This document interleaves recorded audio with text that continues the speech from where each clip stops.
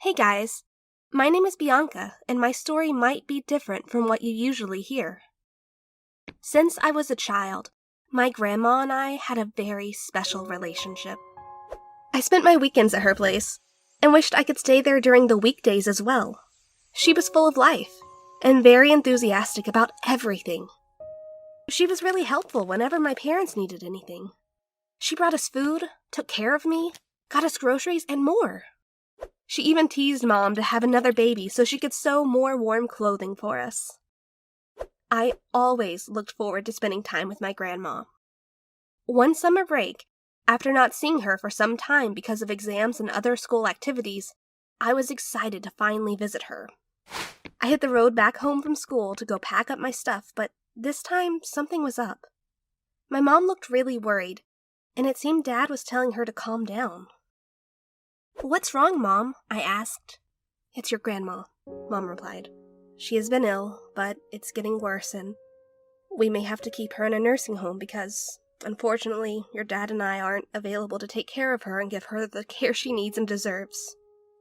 Shortly after, they took Grandma to a nursing home. I was sad. It wasn't easy to watch. I didn't want to admit to myself that my grandma was getting old. It was only like 2 months ago when I saw her, and she was fine. Mom was silent, and her face went pale.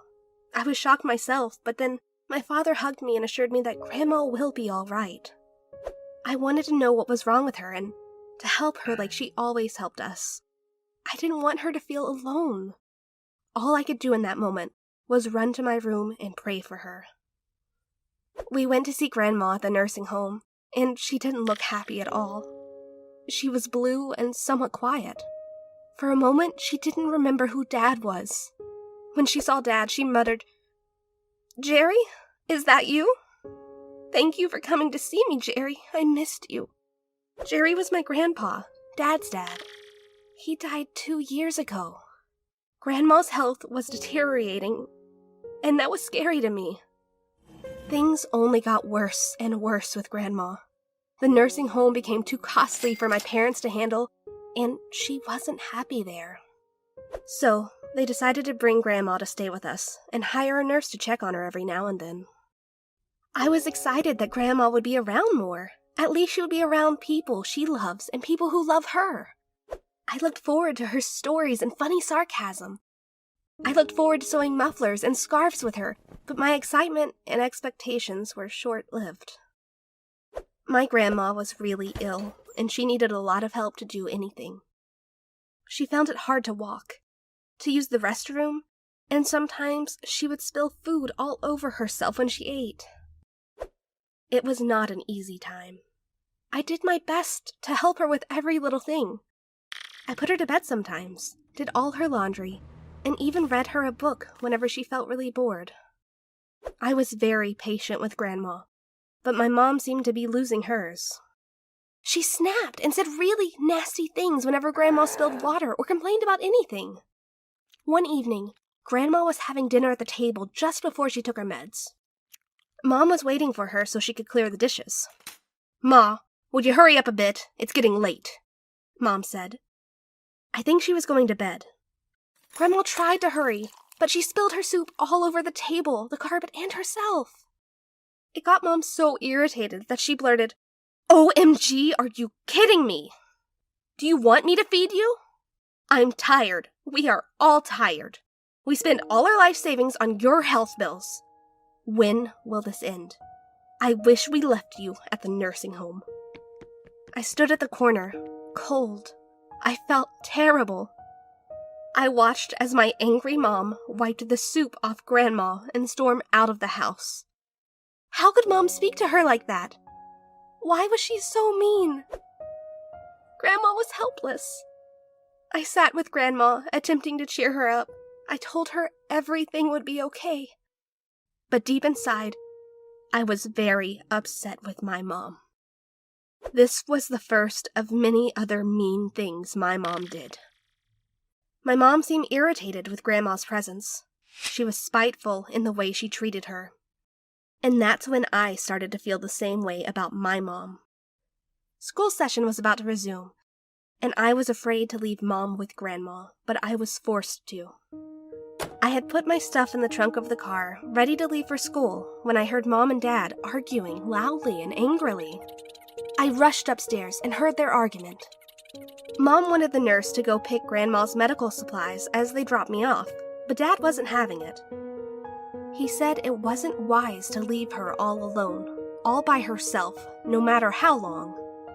As they argued, Grandma tried to get them to stop, but they ignored her. She did not look well.